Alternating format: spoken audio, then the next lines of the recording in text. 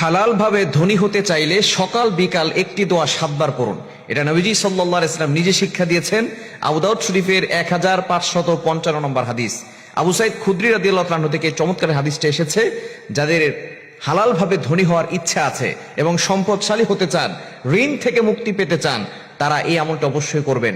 নবীজি সাল্লাল্লাহু আলাইহি ওয়াসাল্লাম একবার তিনি যাচ্ছিলেন, আবু সাইদ খুদরি রাদিয়াল্লাহু তাআলা তিনি বলছেন, এটা আবু দাউদ শরীফের 1555 নম্বর হাদিস।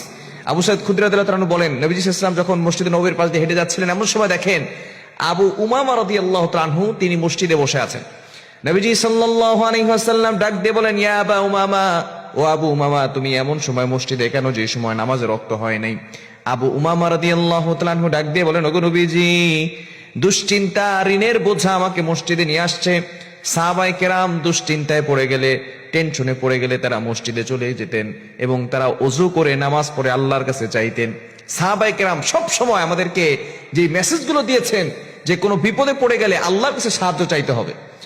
আল্লাহ তাআলা নিজে বলে দিয়েছেন 2 নম্বর পারা 2 নম্বর পৃষ্ঠার 10-11 নম্বর লাইনগুলোতে, সূরা বাকারার 152 নম্বর আয়াতে আল্লাহ তাআলা জানিয়ে দিয়েছেন, ইয়া আইয়ুহাল্লাযীনা আমানু ইসতাঈনু বিস-সাবরি ওয়াস-সালাহ।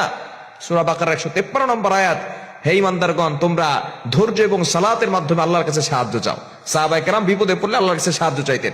আবু উমর রাদিয়াল্লাহু তাআলা মসজিদে চলে গেছেন। নবী সাল্লাল্লাহু আলাইহি ওয়াসাল্লাম বলতেছেন, ও আবু উমামা, ইয়া আবা উমামা, হে আবু উমামা, তুমি এখানে বসে আছো নামাজ রক্ত ছাড়া? তিনি বলতেছেন, টেনশন আর ঋণের বোঝা জর্জরিত হয়ে আমি মসজিদে এসেছি। নবী সাল্লাল্লাহু আলাইহি ওয়াসাল্লাম বললেন, আবু উমামা, তোমাকে এমন কি কোনো বাক্য শিক্ষা দিব না যে বাক্যর আমল করলে আল্লাহ পাক রব্বুল আলামিন তোমাকে ঋণের বোঝা দূর করে দিবেন, তোমার টেনশন দূর করে দিবেন, দুশমনের দুশমনি থেকে আল্লাহ তোমাকে হেফাজত করবেন এবং আল্লাহ তোমাকে হালাল ভাবে ধনী বানিয়ে দিবেন। সুবহানাল্লাহ বিহামদি। এই আবু উমামা রাদিয়াল্লাহু তাআলা এই আমলটি করছেন সকালবেলা 7 বার, ফজর নামাজের পরে, মাগরিবের নামাজের পরে 7 বার। এই দোয়া পড়ার পরে কিছুদিন পরে আবু উমামা রাদিয়াল্লাহু তাআলা নবীজির কাছে এসেছেন হাদিয়া নিয়ে। ইয়া রাসূলুল্লাহ, আপনি যে দোয়া আমাকে শিক্ষা দিয়েছেন, এই দোয়ার আমল আমি পরিপূর্ণভাবে করেছি, 5 ওয়াক্ত নামাজ পড়েছি, আল্লাহর কাছে দোয়া করেছি, আর এই দোয়াটা বেশি বেশি পড়েছি, ফজরের পরে 7 বার আর মাগরিবের পরে 7 বার পড়েছি। আল্লাহ তাআলা আমার ঋণের বোঝা দূর করে দিয়েছেন।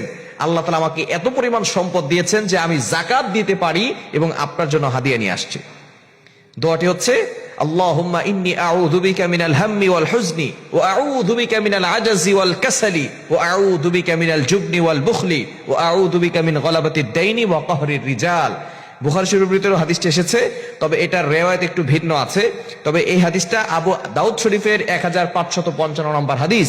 নবীজি সাল্লাল্লাহু আলাইহি ওয়াসাল্লাম চমৎকার এই দোয়াটা শিক্ষা দিয়েছেন। এই দোয়াটা ফজরের পরে 7 বার পড়বেন, মাগরিবের পরে 7 বার পড়বেন। আল্লাহ তাআলা গায়বী সাহায্য আপনাকে দান করবেন, ঋণের বোঝা দূর করবেন, টেনশন মুক্তির ব্যবস্থা করে দিবেন।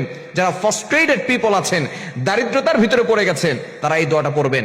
যারা ঋণের বোঝায় জর্জরিত হয়ে আছেন, তারা এই আমলটি করবেন। আল্লাহ তাআলা আপনার ঋণ দূর করে দিবেন এবং আল্লাহ তাআলা আপনাকে হালাল ভাবে ধনী বানিয়ে দিবেন।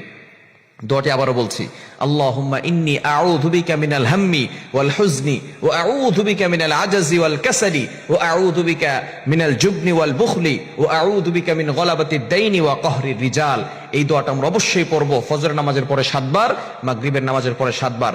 আল্লাহ তাআলা টেনশন দূর করে দিবেন, ঋণের বোঝা দূর করে দিবেন, আল্লাহ তাআলা সম্পদশালী বানিয়ে দিবেন।